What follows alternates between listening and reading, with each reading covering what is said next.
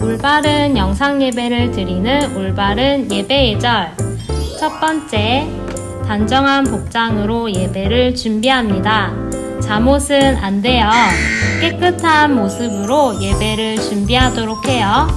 두 번째, 예배 전 주변 환경을 정리합니다. 예배를 방해할 수 있는 전자기기와 물품을 정리하고 성경책과 헌금, 그리고 신학 노트를 꼭 준비해주세요. 세 번째, 예배 영상을 절대로 건너뛰지 마세요. 유튜브 예배 영상을 틀어놓고 다른 유튜브를 본다거나 다른 행동을 하지 않아요. 예배에만 집중하는 오륙부가 되어요. 네 번째, 예배가 끝난 후에 퀴즈를 꼭 풀어서 전도사님에게 보내주세요. 추첨을 통해 푸짐한 선물이 나갑니다. 다섯 번째, 예배 후에 신학노트 요약을 여러분의 신학노트에 옮겨주세요. 신학노트에 옮겨진 말씀을 한 주 동안 실천하는 오륙부가 되길 소망합니다. 다 함께 사도신경으로 예배를 시작하도록 하겠습니다. 나는 전능하신 아버지 하나님, 천지의 창조주를 믿습니다. 나는 그의 유일하신 아들, 우리 주 예수 그리스도를 믿습니다. 그는 성령으로 잉태되어 동정녀 마리에게서 나시고 본디오 빌라도에게 고난을 받아 십자가에 못 박혀 죽으시고 장사된 지 사흘 만에 죽은 자 가운데서 다시 살아나셨으며 하늘에 오르시어 전능하신 아버지 하나님 우편에 앉아 계시다가 거기로부터 살아있는 자와 죽은 자를 심판하러 오십니다. 나는 성령을 믿으며 거룩한 공교회와 성도의 교제와 죄를 용서받는 것과 몸의 부활과 영생을 믿습니다. 아멘. 우리 오륙부 친구들 하나님께 찬양할 준비 되었나요? 온 맘 다해 함께 하나님께 찬양해요.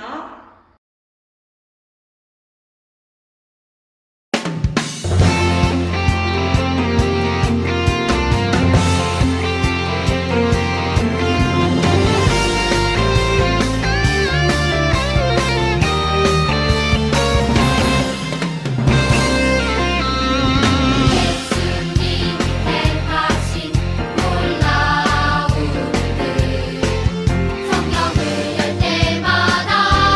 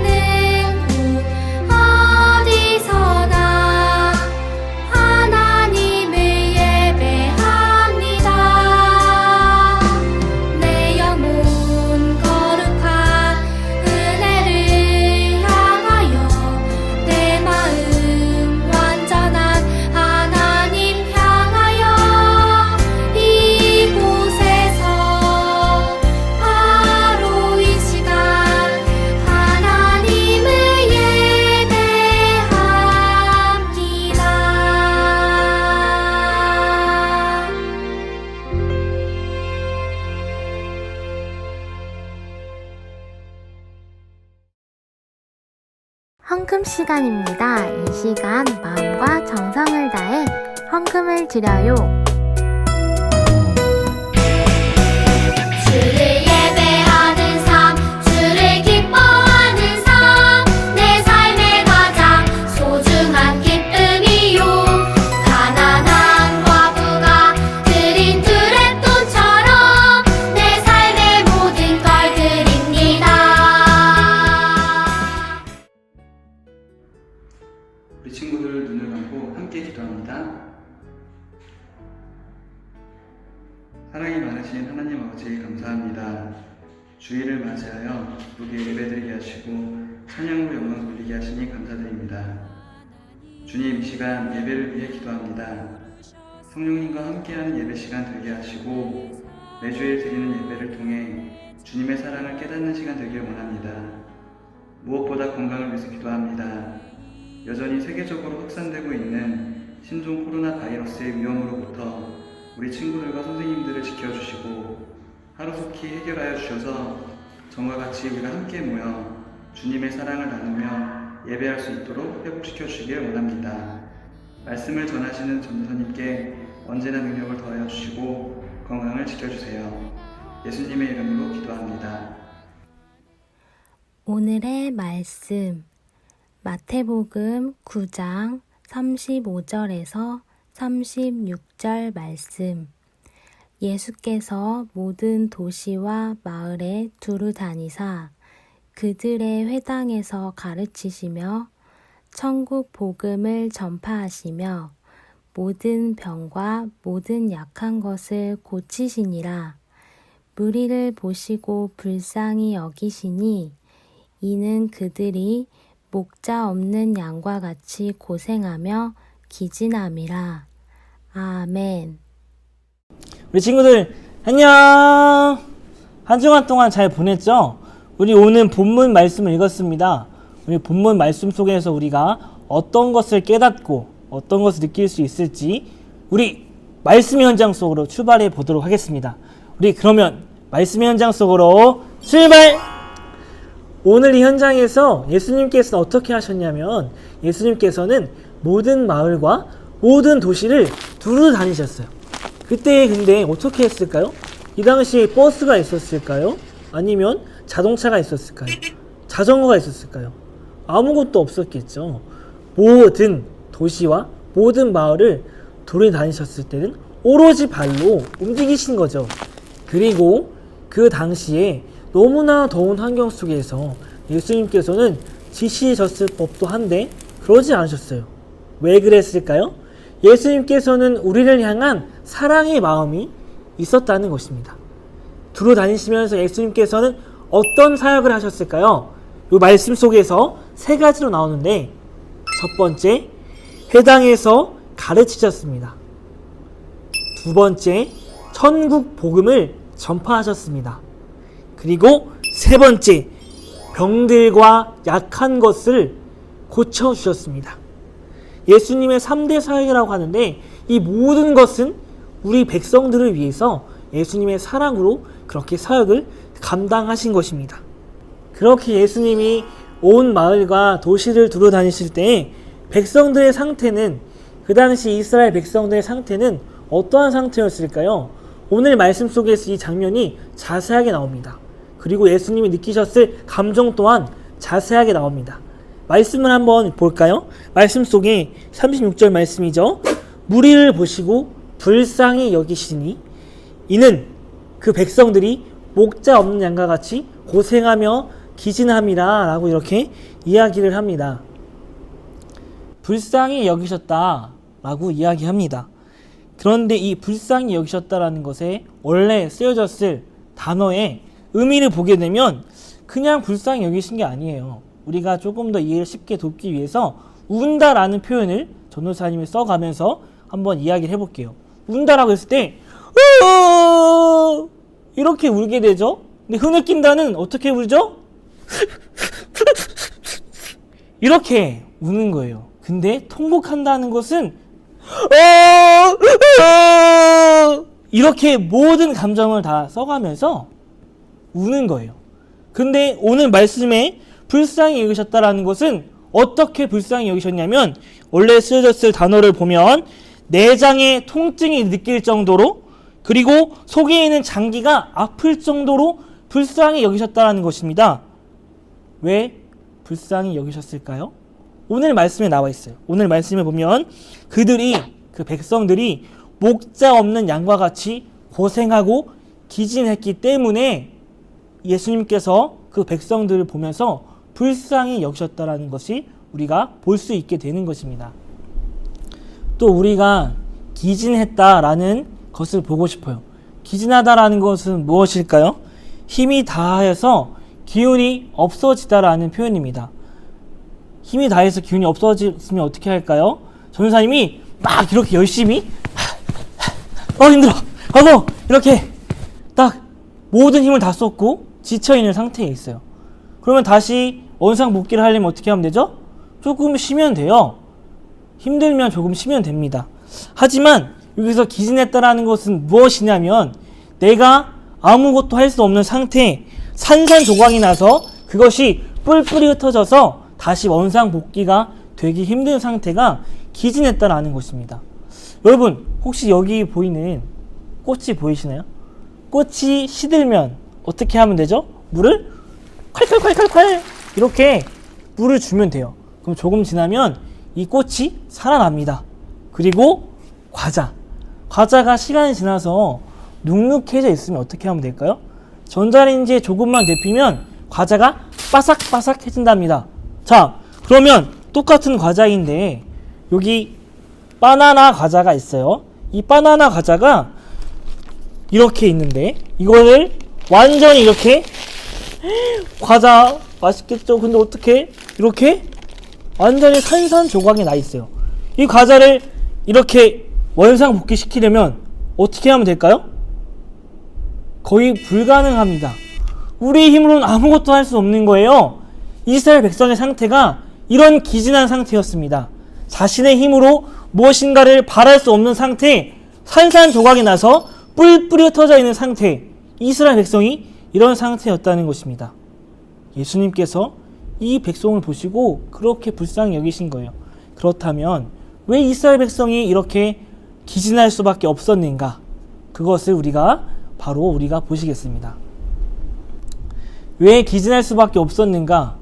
그것은 예수님 당시의 시대적 배경을 보면 우리는 잘 알 수가 있습니다. 이스라엘이라는 나라는 로마 황제 아래 이스라엘 왕이 3명이 있었어요. 이렇게 따로 한 나라를 다스리고 있었습니다. 그렇기 때문에 불완전한 상태였다는 것입니다. 3명의 왕은 언제라도 로마 정부에게 잘못 보이게 되면 왕이 교체될 수 있는 그런 위치였습니다. 그렇기 때문에 로마의 황제에게 잘 그 모습을 보여야 됐습니다. 그렇기 때문에 세금을 많이 걷어들여서 로마의 황제에 갖다 주고 자신의 반대 세력이 생겼을 때에는 무차별하게 그 사람을 죽이는 그런 환경이었습니다. 그리고 그 세금을 로마 정부에 많이 바치는 것에 그치지 않고 자신이 더 많이 가지려고 돈을 많이 거두어 들였습니다. 이스라엘 백성은 이 환경에 자신들은 배고파 죽어가고 자신의 나라에 대한 정체성마저 잃어버린 상태였습니다. 어느 하나 마음 둘 곳 없는 상태였다는 것입니다. 그래서 이스라엘 왕에게 반격이라도 하게 되면 그 날은 모두 다 죽임을 당하는 그런 역사적인 사건들도 굉장히 많이 일어났습니다. 그들의 마음은 어땠을까요? 오늘 단어에서 보고 있는 기진한 상태, 소생이 불가능한 상태, 마음이 모두 흐트러져서 산산조각이 난 그 상태였다는 것을 우리는 알 수가 있습니다. 예수님을 살고 계셨던 그 당시에도 기진한 모습, 기진한 상태였지만 오늘 전도사님 볼 때 지금 우리의 현실을 보게 되면 아마 동일한 시선으로 우리를 불쌍히 보시지 않을까 하는 생각을 해봅니다. 지금 우리는 코로나로 인해서 많이 어려운 환경 속에 있습니다. 그리고 처음 겪어보는 엄청난 일들을 우리는 경험하고 있습니다. 우리의 교육의 현장은 많이 무너져 있습니다. 그리고 사회적인 환경도 많이 무너져 있습니다. 그리고 경제적인 모습도 많이 무너져 있습니다. 이러한 모습이 우리는 어느 한 곳 마음 둘 수 없는 뿔뿔이 흩어진 기진한 상태라는 것입니다. 그때 그 당시에도 소생이 불가능한 상태였습니다. 예수님의 도움이 없이는 살 수 없는 그런 상태였습니다. 하지만 예수님께서는 그 백성들을 만지시고 회복시키는 데 모든 힘을 쏟으시고 소생이 불가능한 그들을 다시 일으켜 세우셨습니다. 지금 우리가 필요한 것은 무엇이냐? 예수님의 도움, 그리고 예수님이 우리를 만져주실 것이라는 기대감을 가지고 예수님께 나아가야 된다는 것입니다. 우리 말씀 한 구절을 더 보기 원하는데요. 마태복음 15장 32절 이하의 말씀입니다. 전도사님이 여기 띄워진 말씀을 한번 읽도록 하겠습니다. 예수께서 제자들을 불러 이르시되 내가 무리를 불쌍히 여기노라. 그들이 나와 함께 있은지 이미 사흘임에 먹을 것이 없도다. 길에서 기진할까 하여 굶겨 보내지 못하겠노라. 오늘 말씀에서 예수님께서는 제자들을 불러 모았습니다. 그리고 예수님께서 말씀하셨습니다. 내가 무리를 불쌍히 여기노라. 여기서도 동일하게 불쌍히 여긴다라는 단어가 쓰였습니다. 예수님께서는 그 무리를 보시고는 그 무리의 어려움과 힘듦을 그냥 두시지 못하겠다는 것입니다. 그리고 그들의 상태는 또한 기진한 상태였습니다. 예수님의 관심, 예수님의 시선은 오로지 그 힘이 없는 자들, 병든 자들, 도움이 필요한 자들에게 그 시선을 쓰셨다는 것입니다. 그리고는 어떻게 하십니까? 예수님께서 말씀을 하셨습니다. 굶겨 보내지 못하겠노라. 내가 그들을 굶겨 보내지 못하겠다는 것입니다. 그냥 두시지 않겠다는 것입니다. 우리 그런 현장을 우리 한번 보도록 하겠습니다. 이 현장에서 제자가 예수님에게 말했습니다. 예수님, 우리가 광야에 있는데 어떻게 이렇게 많은 사람들이 먹고 마실 만큼 양식을 우리가 얻을 수 있겠습니까? 라고 이야기를 하는 거예요. 광야는 무엇이죠? 광야는 어떠한 것을 기대하기 쉽지 않은 곳입니다. 우리가 먹을 것, 마실 것을 기대하기 쉽지 않은 곳입니다. 이 환경 속에서 어떻게 우리가 얻을 수 있겠습니까? 라는 제자의 말이 사실이며 실제였다는 것입니다. 하지만 예수님께서는 그들에게, 제자들에게 기적을 보여주셨어요. 이렇게 많은 사람들이 먹고 남을 만큼 풍성한 음식을 제자들에게, 그들에게 주셨다는 것입니다. 예수님께서 보여주신 것은 다른 것이 아니라 광야에서의 기적입니다. 모든 것이 불모지였던 그 척박한 환경에서의 기적입니다. 그것은 그들을 불쌍히 여기시고 사랑하는 마음에서 나온 기적이었다는 것입니다. 사랑하는 올프 친구들, 지금 우리는 어떠한 상태이죠? 지금 우리는 아마 기진한 상태일지 모릅니다. 그리고 기진한 상태를 넘어 지금 우리는 광야에 있는지도 모릅니다. 광야라는 곳은 어떤 것이었죠? 어떠한 식물이 자랄 수 없는 그런 척박한 환경입니다. 지금 우리는 기진한 상태와 광야에 있는 상태입니다. 그때 예수님께서 이 당시 이스라엘 백성들에게 어떻게 하셨죠? 그들에게 쉴 곳을 만들어 주셨습니다. 그리고 그들이 만족히 먹을 만큼 풍성한 은혜를 허락해 주셨습니다. 그리고 그뿐 아니라 불안한 그들에게, 어느 하나 마음둘 것 없는 그들에게 영원한 생명을 허락해 주셨습니다. 예수님께서 자기의 생명을 희생하여서 모든 사람에게 영원한 생명을 허락해 주신 것입니다. 육체적인 만족과 영적인 만족, 모든 것을 해결해 주신 것입니다. 지금 우리에게, 어느 하나 마음둘 것 없는 우리에게 가장 필요하고 시급한 것은 예수님의 마음, 예수님의 우리를 긍휼히 여기는 그런 마음입니다. 우리는 다른 것을 갈망하는 시간이 아니라 예수님을 간구하면서, 예수님의 도우심을 간절히 바라면서 지금 이 시기를 넉넉하게 그리고 담대하게 이겨나가는 우리 친구들이 되길 소망합니다. 우리 함께 같이 기도하시겠습니다. 사랑해 주신 감사합니다. 하나님, 우리에게 영원한 생명, 또 말씀을 허락해 주심이 감사드립니다. 기진한 상태이고 광야에 있는 이 시기에 다른 것으로 이것을 이겨내기는 시간이 아니라 예수님의 마음으로, 예수님의 사랑으로 우리 어려움들을 넉넉히 이기며 감당해 나갈 수 있는 우리가 될 수 있도록 도와주세요. 우리 가운데 영원한 생명이시며 우리 가운데 영원한 힘이 되시는 예수님의 이름으로 기도드렸습니다. 아멘. 다 함께 주기도문 하시겠습니다. 하늘에 계신 우리 아버지, 아버지 이름을 거룩하게 하시며 아버지 나라가 오게 하시며 아버지의 뜻이 하늘에서 같이 땅에서도 이루어지게 하소서. 오늘 우리에게 일용할 양식을 주시고 우리가 우리에게 잘못한 사람을 용서하여 준 것 같이 우리의 죄를 용서하여 주시고 우리를 시험에 빠지지 않게 하시고 악에서 구하소서. 나라와 권능과 영광이 영원히 아버지의 것입니다. 아멘.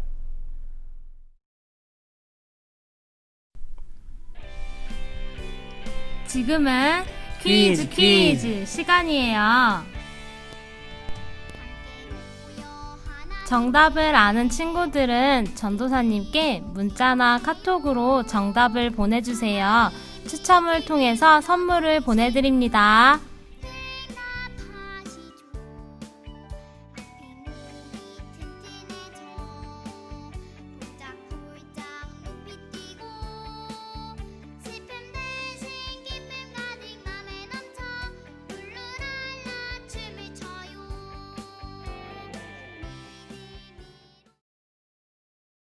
울프 친구들 안녕. 한 주간 동안 잘 보냈죠? 전도사님과 오육부 선생님들이 우리 친구들에게 특별한 프로그램을 소개시켜주려고 합니다. 어떤 프로그램이냐면 온라인 계절 교육이라는 프로그램이에요. 그것이 뭘까요? 그것이 무엇이냐면 지난번에 작년에 진행되었던 여름 성경학교를 대신할 수 있는 프로그램입니다. 우리가 비록 밖에 나가지는 못하지만 우리가 말씀의 현장, 또 성경 현장으로 직접 찾아가서 말씀을 재미있게, 깊이 있게 볼 수 있는 프로그램을 우리 선생님들이 또 전사님이 준비했습니다. 온라인 계절 교육은 9월 20일 다음 주부터 3주 동안 진행되게 됩니다. 그렇다면 온라인 계절 교육을 어떻게 참여할 수 있을까요? 첫 번째, 이 예배 영상이 끝나고 나면 여러분의 집 주소를 여러분의 반 선생님에게 문자 메시지나 카카오톡으로 보내주세요. 여러분의 주소로 코로나로부터 우리 친구들을 지켜줄 멋진 응원 키트와 함께 온라인 계절 교육 교재를 보내드리도록 하겠습니다. 두 번째, 은평성교교회 569 유튜브 영상을 통해 온라인 계절 교육을 참여할 수 있습니다. 주일날 10시에 3주 동안 계절 교육 영상이 올라가게 됩니다. 우리 친구들 그 시간에 중간중간 나가는 퀴즈와 많은 이벤트와 함께 우리 친구들이 온라인 계절 교육을 참여할 수 있는데요. 이것 하나는 주의했으면 좋겠어요. 은평성교교회 569는 모든 계절 교육을 비대면 영상으로 진행합니다. 우리 친구들 이 점 꼭 유념했으면 좋겠어요. 그리고 마지막으로 세 번째는 은평성교교회 569 유튜브에 주 중에, 주일날이 아니에요, 주 중에 계속해서 3주 동안 깜짝 이벤트를 진행합니다.